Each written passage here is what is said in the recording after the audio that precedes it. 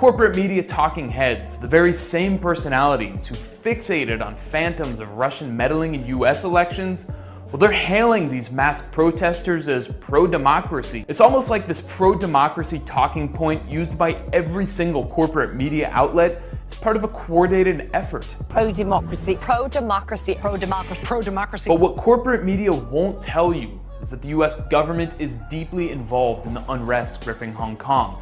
Now, obviously, there's no way the United States can mobilize thousands upon thousands of protesters, but what it can do, and indeed does, is groom protest leaders ahead of time, so when an opportunity arises, the US is in position to redirect popular discontent to suit its own interests instead of the masses of protesters. Cynical stuff, huh?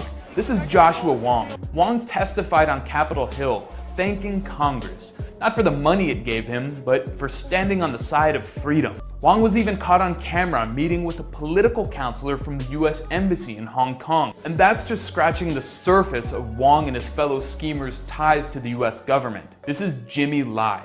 He's worth hundreds of millions of dollars, and he's often called the Rupert Murdoch of Hong Kong.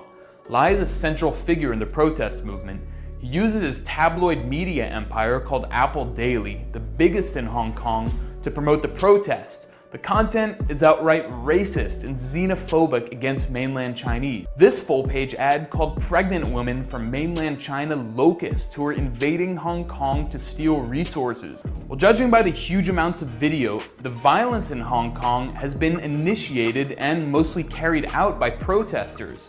When they occupied the airport, they took a journalist captive and took turns beating him unconscious for hours. Then, when he was finally being carted away on a stretcher, one protester ran up and struck him with an American flag. Or how about this video of protesters clashing with outnumbered police? How would cops react here in the United States? I think it's a safe bet that American police would have zero tolerance and would have shot and killed the protesters.